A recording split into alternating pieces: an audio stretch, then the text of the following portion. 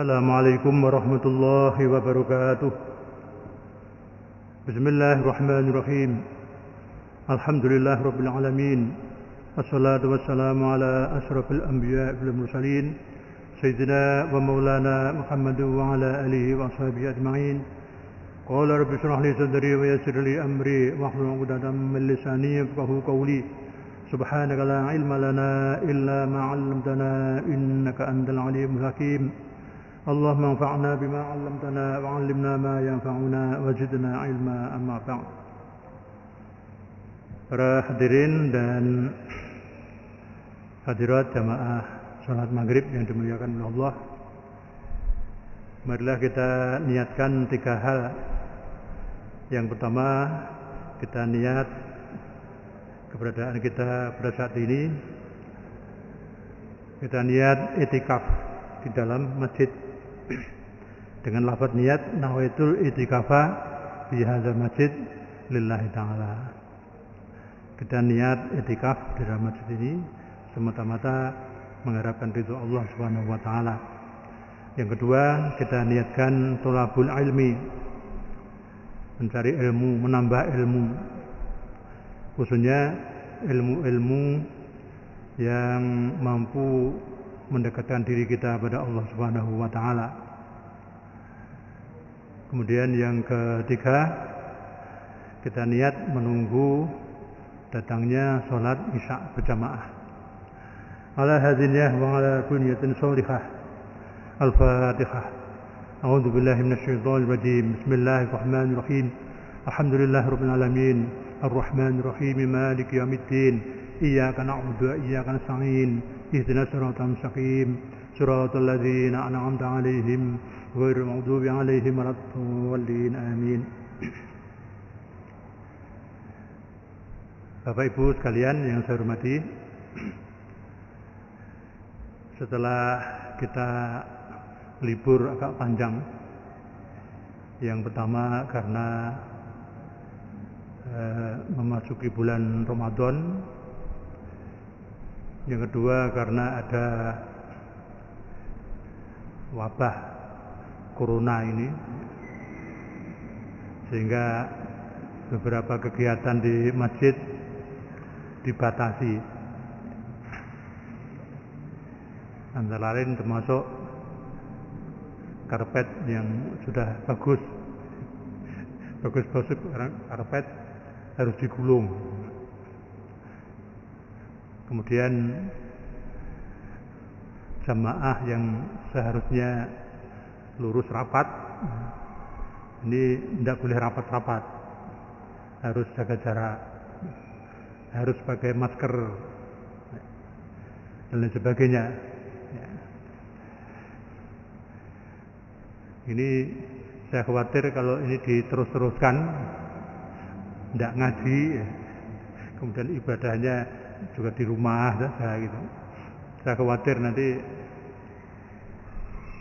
jadi terbiasa malas, enak di rumah itu ya.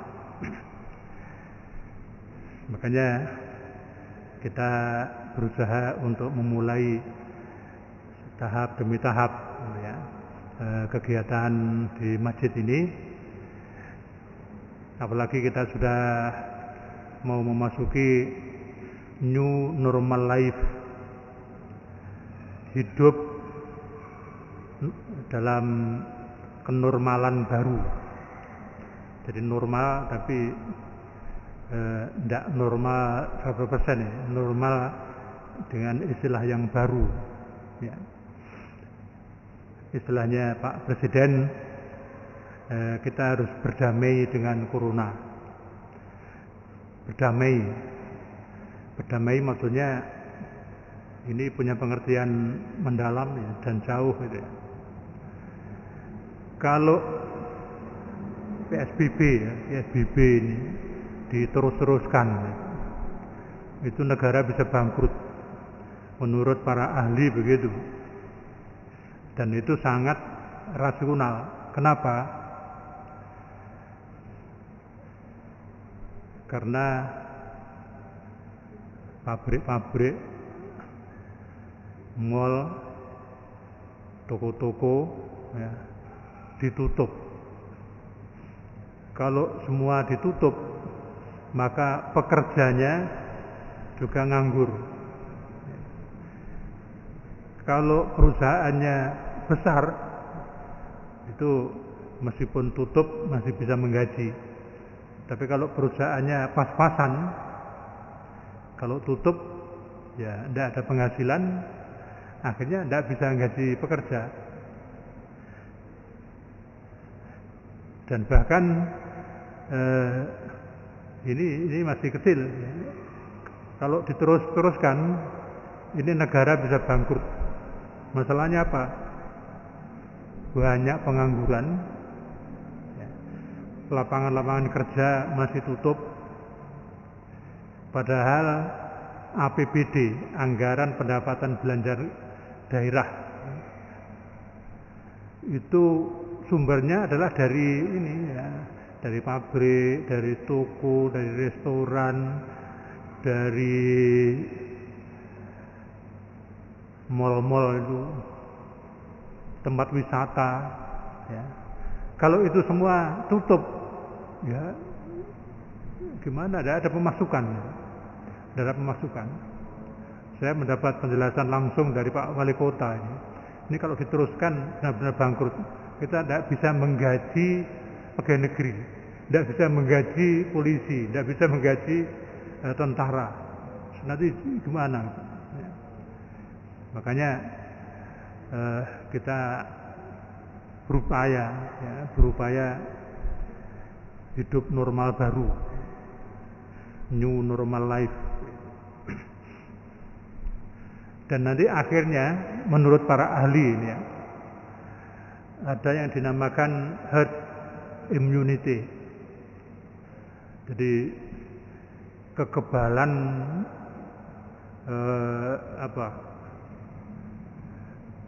secara berorganisasi, bergerombol ya. Jadi kalau sudah sulit ya, sekarang ini kan sudah pemerintah juga sulit.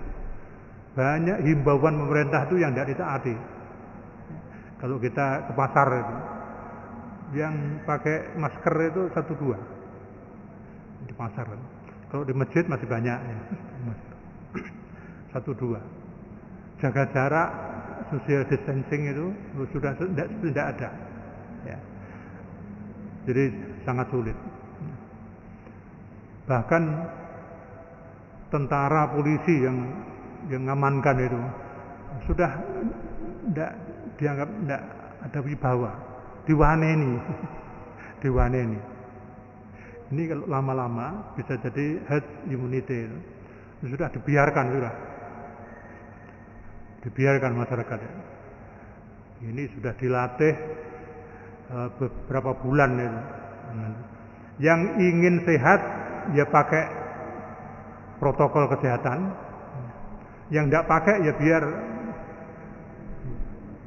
nanti sakit atau meninggal. Dan itu nanti benar-benar begebluk. Begebluk itu gini. Jadi tiap hari itu ada pengumuman, inna lillahi wa inna ilaihi raji'un. Telah meninggal dunia saudara kita, tetangga kita, jamaah kita. Seperti itu. Ya, mudah-mudahan tidak terjadi seperti itulah. Dan katanya para ahli kesehatan, dokter itu. Virus itu tidak bisa hilang. Jadi kalau kita mengharapkan kapan virus itu hilang, pergi dari Indonesia, itu tidak mungkin. Virus itu tidak akan mati. Seperti flu katanya. Flu itu juga virus. Apa bisa Indonesia itu bebas dari flu? Tidak bisa. Katanya begitu. Saya kan awam. Dari segi kesehatan saya ini awam. Kalau agama ya sidik-sidik lah. Masalah kesehatan saya percaya dokter. Terus gimana caranya?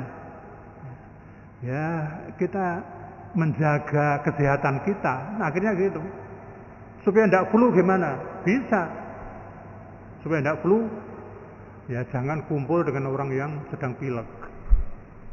Dengan dekat-dekat ya. Itu nanti akan ketularan. Ya. Virus itu kan ketularan. Jangan minum es. Jangan makan minum yang alergi, yang menjadikan flu dan sebagainya. Dan banyak ya bisa. Makan makanan yang bergizi dan sebagainya. Itu caranya mencegah supaya kita tidak flu. Nanti juga begitu, supaya tidak terserang corona gimana? Ya antara lain kalau keluar rumah pakai masker. Jangan dekat-dekat orang yang sedang sakit, batuk, yang flu, yang dicurigai orang sakit dan sebagainya. Dan sebagainya. Itu caranya. Ini saya sebagai pengurus Takmir Sabilillah itu proporsional. Sekarang ini ada dua pemikiran yang sama-sama ekstrim. Saya tadi baru pulang dari pulang kampung ya, mumpung sudah tidak ada cegatan gitu ya. Ceritanya itu luar biasa. Di desa tempat kelahiran saya itu ceritanya waktu hari raya kemarin tuh semua pintu ditutup, jadi tidak menerima tamu. Sudah ditutup, ditulisi tidak menerima tamu. Jadi ekstrim sekali lah, ekstrim. Seakan-akan corona itu suatu binatang buas yang siap menerkam. Tapi ada orang yang nyepelek nih corona.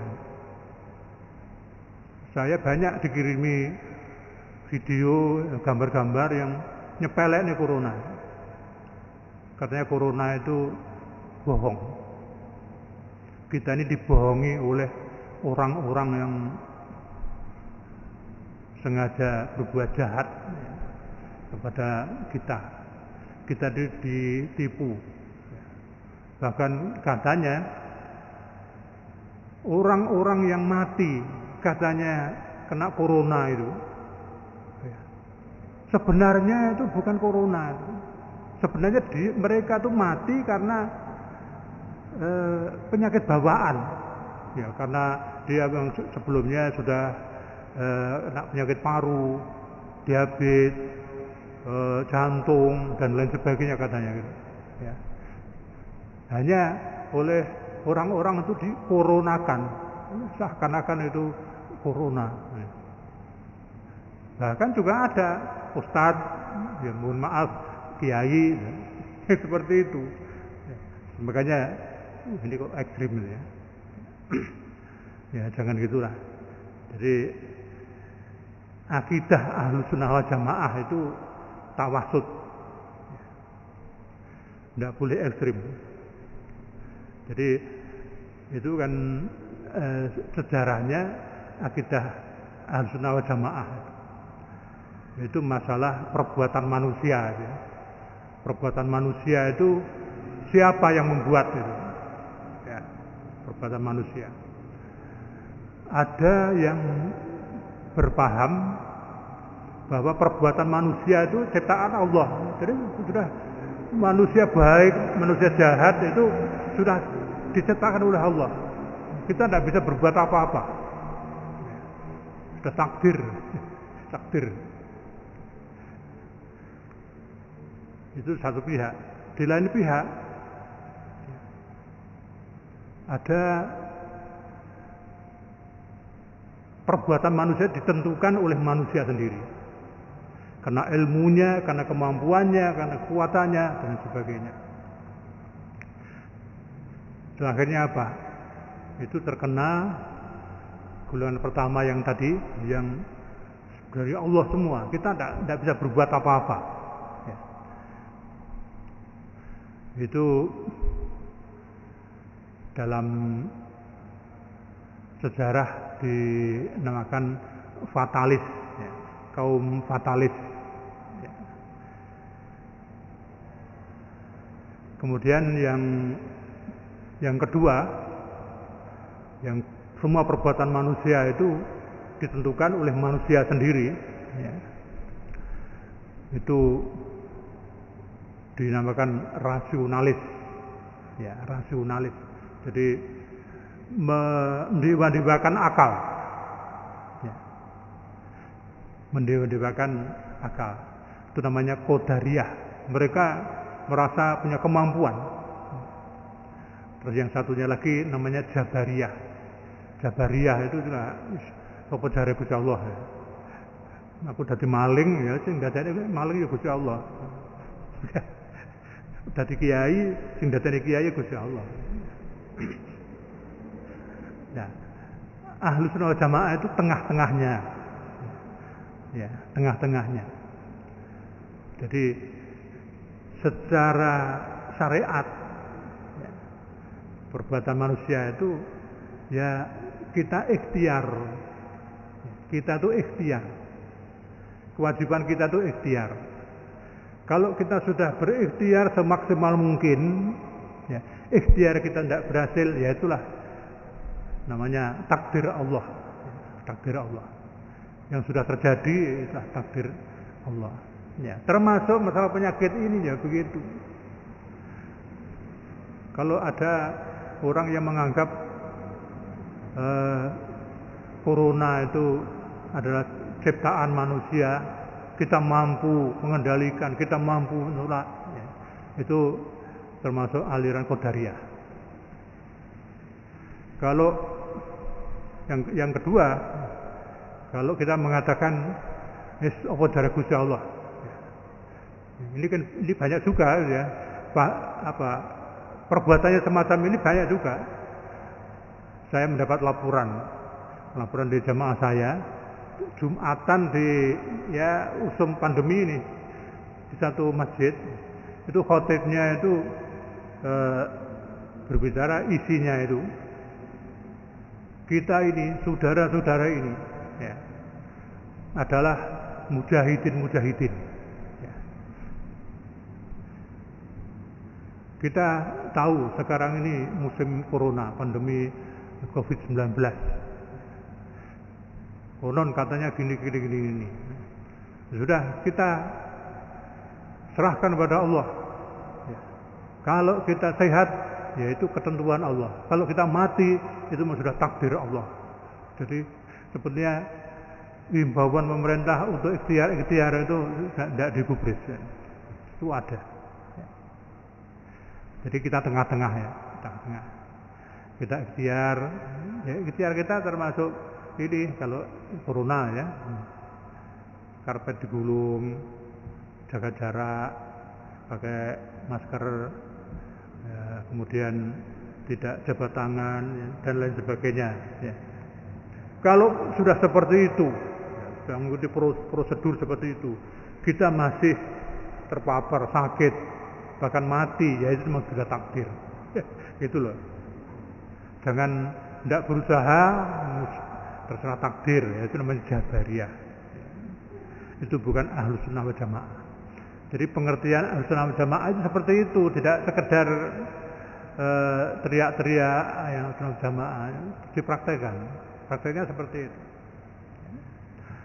Bapak Ibu sekalian yang saya hormati, karena ini pengajian pembukaan, ya, kemarin ya, sudah dimulai tapi Habib Husin belum datang, ya. Ini perlu saya, ya, selaku pengisi pengajian ini juga selaku, ya, pengurus takmir ini perlu menyampaikan pada jamaah itu sikap Masjid Sabilillah seperti itu. Masjid Sabilillah ini sejak almarhum Pak Yeto Hasan itu selalu mengikuti kebijakan pemerintah. Pernah suatu saat sebelum beliau jadi Menteri Agama, Pak Yeto Hasan,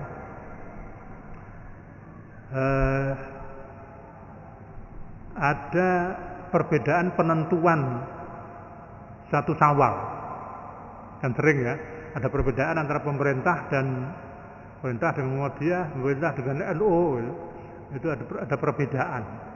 Nah, pada waktu itu ada perbedaan penentuan satu Syawal itu antara pemerintah dan NU PB misalnya gitu.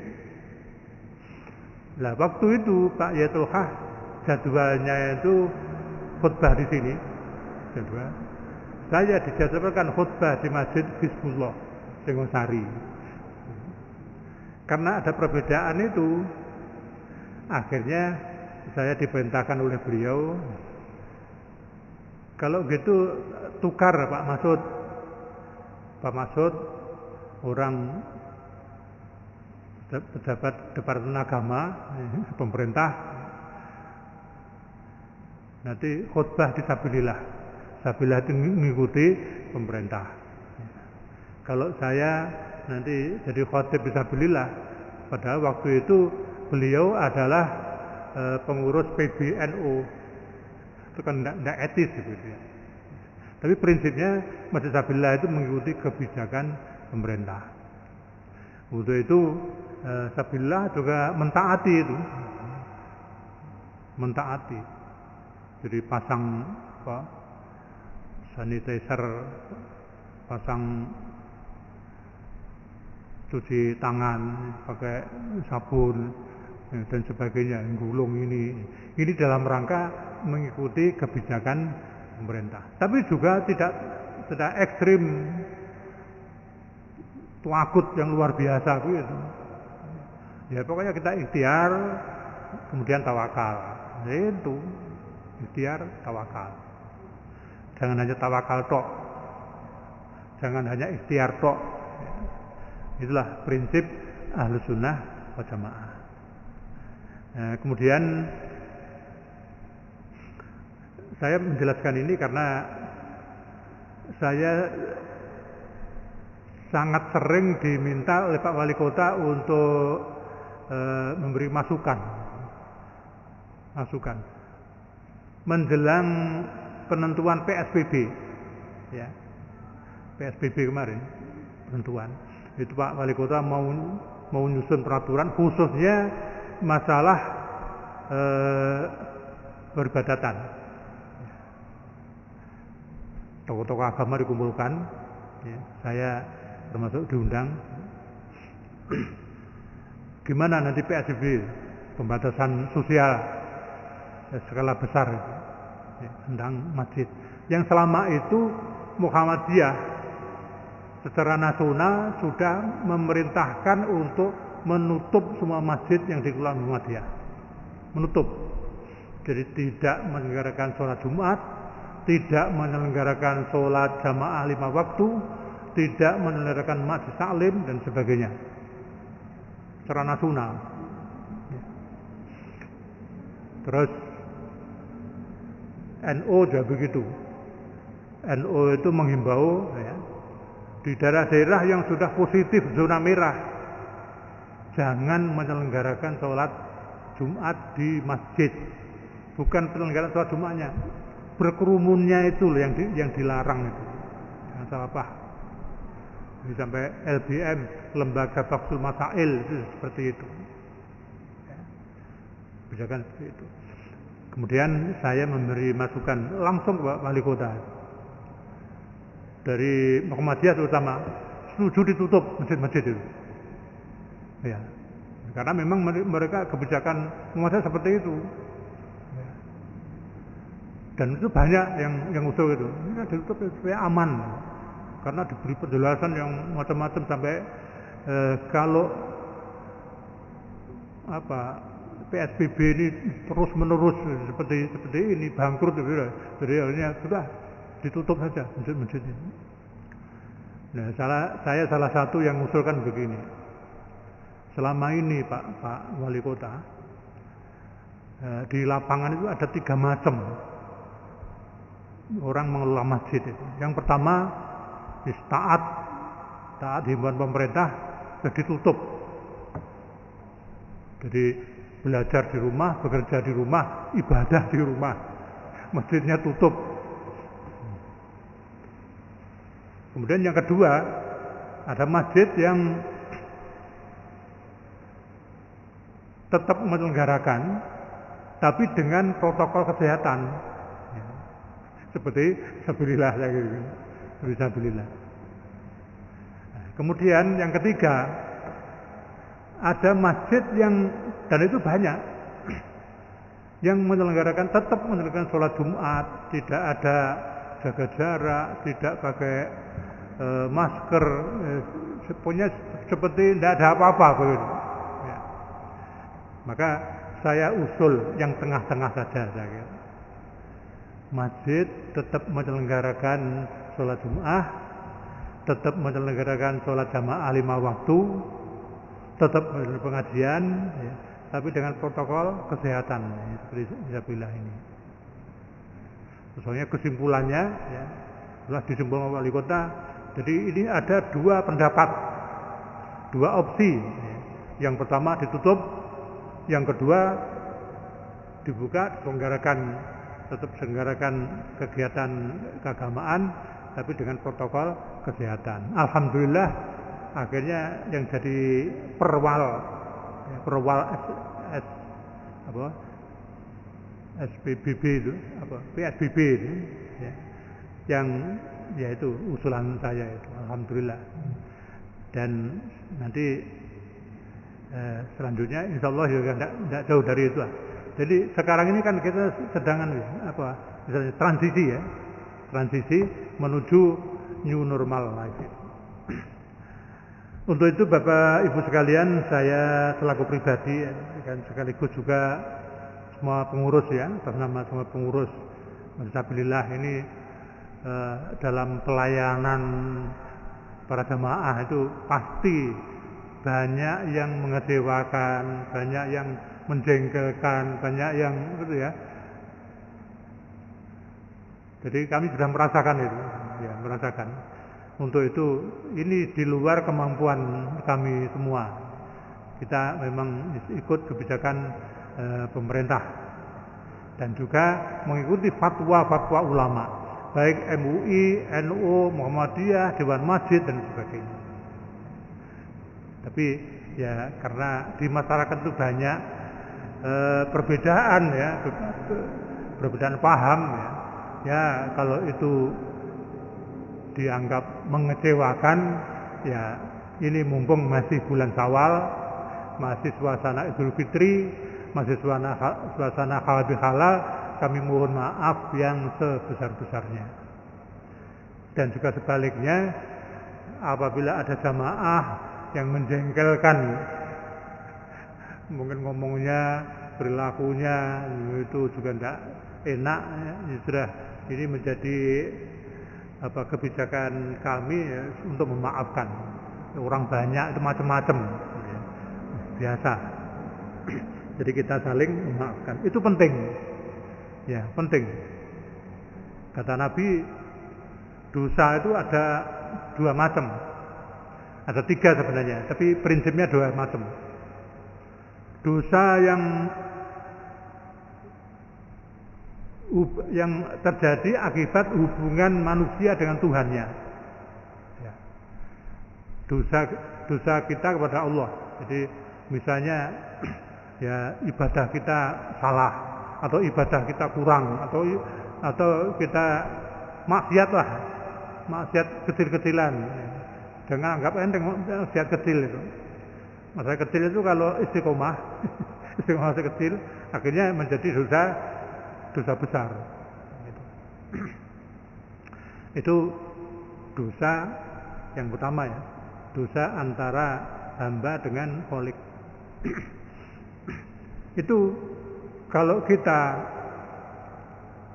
beristighfar, bertaubat, itu langsung diterima oleh Allah Subhanahu wa taala. Dosa-dosa kita diampuni. Itu kata para ulama, itu lebih mudah.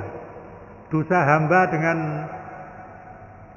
Tuhannya itu mudah. Pokoknya kalau kita istighfar secara tulus, tobat secara sungguh-sungguh, ya, diampuni. Itu banyak sekali ayatnya dalam Al-Quran. Yang sulit itu yang kedua, katanya. Dosa kepada Allah akibat kesalahan kita sesama manusia.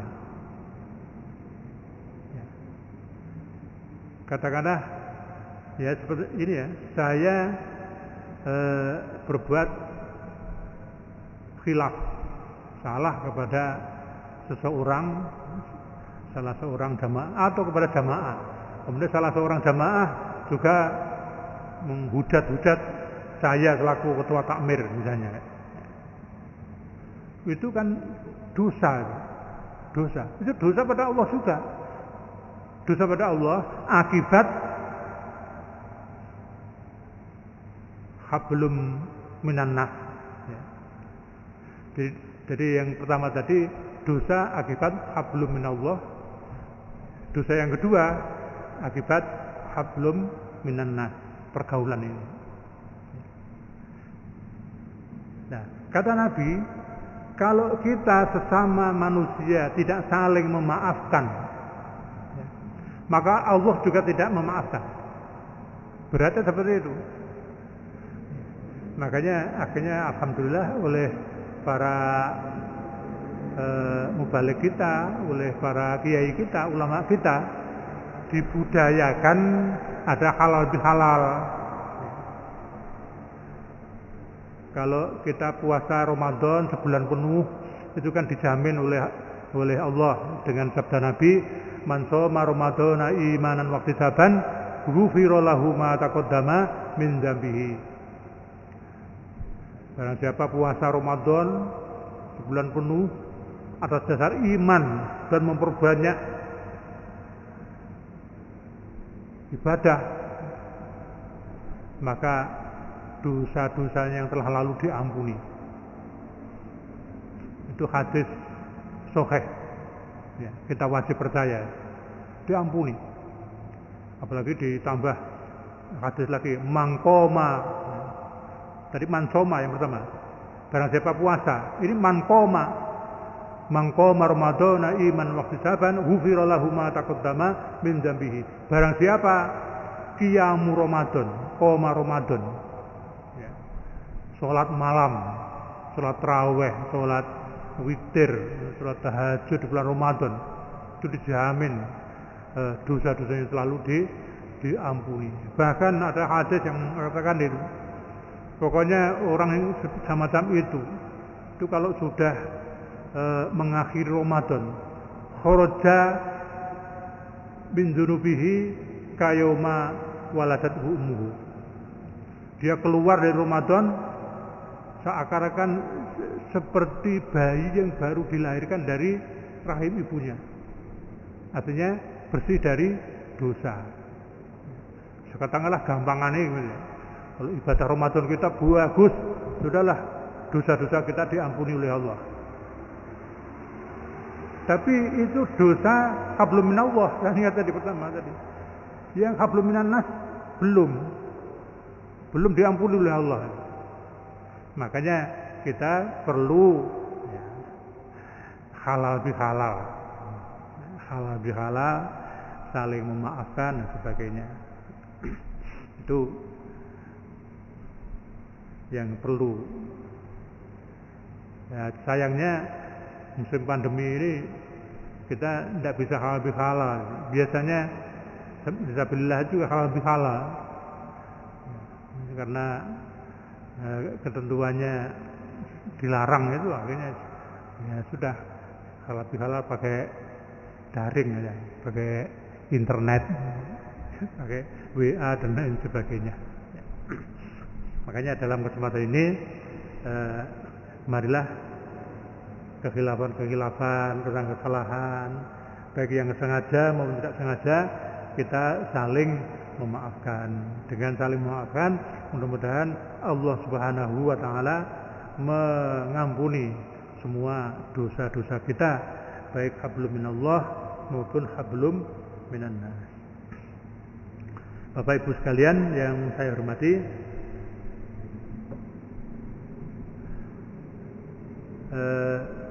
jadi kemarin hari Jumat sudah kita umumkan. Jadi mulai ya minggu ini pengajian fisabilillah kita mulai lagi, kita giatkan lagi. Kemudian kegiatan-kegiatan juga demikian, tapi masih tetap menggunakan protokol kesehatan. Minggu yang lalu sudah kita bahas. Jadi kita ngaji kitab At-Tadhib min fi adillati matil ghayah wa takrib. Ini kitab wajib di pondok-pondok pesantren. Kitab fikih Syafi'iyah. Karena Fisabilillah ini memang meskipun tidak ada labelnya NU, ini pengurusnya semua NU, pendirinya itu tokoh NU, Pak Yai Maskur, Pak Yai Toha, tokoh-tokoh NU, sehingga ibadah kita juga ala NU. Kitab-kitab yang kita kaji juga kitab-kitab yang Syafi'iyah. Kadang-kadang kalau kita ngaji kitab kuning maksudnya kitab lawas, ini memang ya ketat. Bahkan kadang-kadang kita berpikir apa bisa seperti itu ya. Contohnya yang kemarin ya sebelum kita libur itu ya, itu kita akan membahas ada hukum pria melihat wanita. Ini kaitannya dengan ini. Gimana kalau melihat wanita nontoni, khidbah, itu gimana? Itu ada 7 hukumnya. Yang pertama, melihat wanita bukan muhrim tanpa hajat, di hukumnya haram. Ini bukan muhrim, bukan apa ya. Itu melihat tidak ada hajat, tidak ada keperluan, hanya hiburan, menikmati, itu haram. Yang kedua, melihat wanita yang menjadi istrinya atau budak wanitanya, itu hukumnya boleh. Kalau melihat istrinya boleh.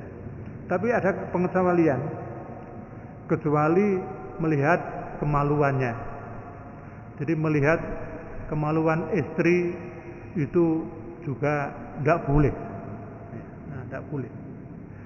Itu katanya kiai saya dulu, itu akan berakibat nanti kalau menjadi benih, menjadi janin, itu hatinya menjadi gelap.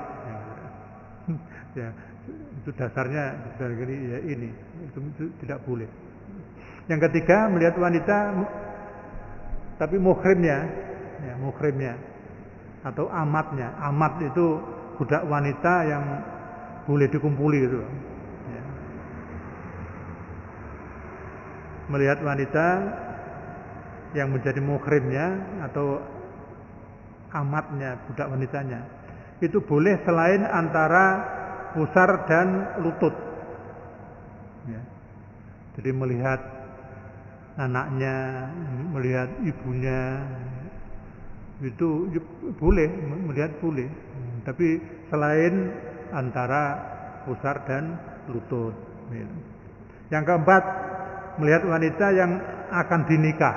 Ya, ini babnya itu kan munakahat. Ya, ini yang jadi permasalahan di sini. Melihat wanita yang akan dinikah, dikhidbah, ditontoni, itu boleh, tapi hanya wajah dan telapak tangan. Tidak boleh terlalu detail, itu tidak boleh. Yang kelima, melihat wanita dengan tujuan pengobatan. Jadi dokter laki-laki, terus pasiennya wanita. Itu boleh enggak? Apa yang boleh dilihat? Itu boleh melihat apa yang sakit saja, atau yang diperlukan.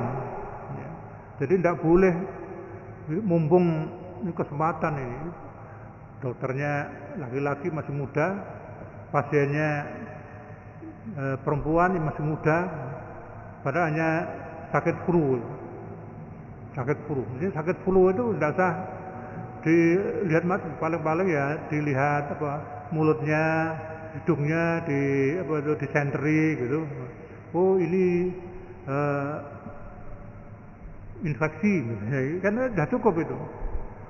Tidak mengambil kesempatan, oleh buka-buka yang lain misalnya, itu tidak boleh. Nah, jadi hanya boleh bagian yang diperlukan untuk diperiksa saja. Yang keenam, melihat wanita dengan tujuan muamalah, jual beli atau muamalah itu jual beli, pinjam meminjam, mungkin persaksian dan sebagainya. Itu hanya boleh melihat wajahnya saja. Kemudian yang terakhir, yang ketujuh, melihat wanita budak yang diperjualbelikan. Jadi dulu ya, sekarang tidak ada ya. Atau mungkin ada tapi sudah itu pedalaman di mana itu ya. Konon di Cina, di Amerika itu masih ada perbudakan. Kemarin terungkap setelah ada kasus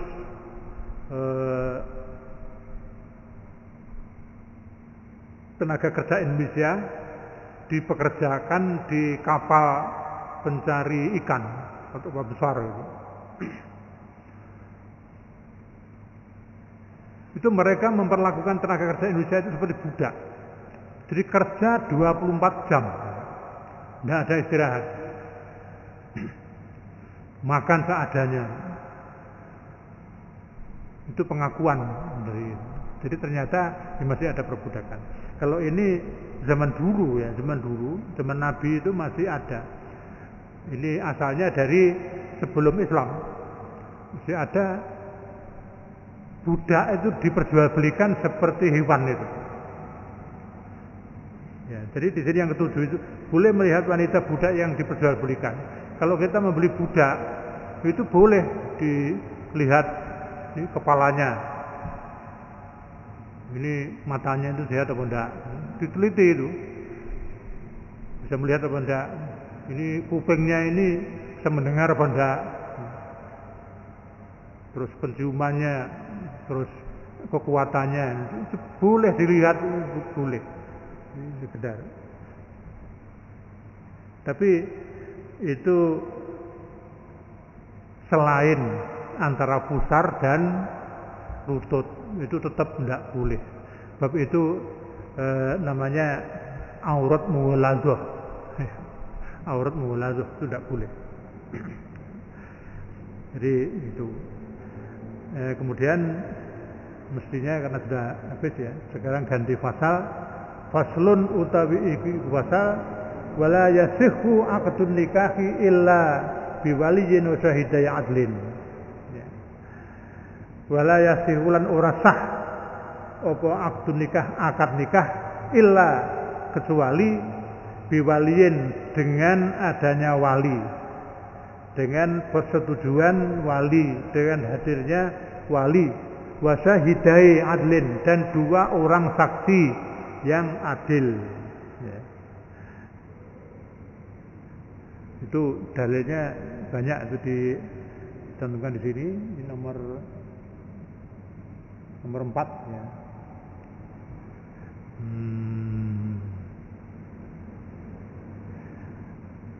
Dalilnya nomor 4. Kok jadi gini? La nikaha illa biwaliyin wa syahidai adlin. Itu hadis Nabi.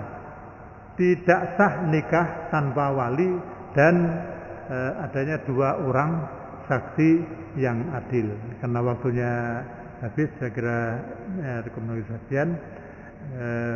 Insyaallah minggu depan kita bahas, kita teruskan sampai selesai ini masalah akad nikah ini.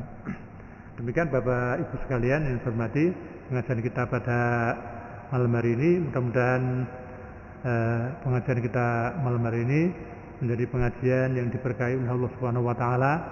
Mudah-mudahan ilmu kita menjadi ilmu yang bermanfaat di dini wa dunia wal akhirah. Kurang lebihnya maaf. Mudah-mudahan ini menjadi ilmu yang manfaat. Kurang lebihnya maaf. Wassalamualaikum warahmatullahi wabarakatuh.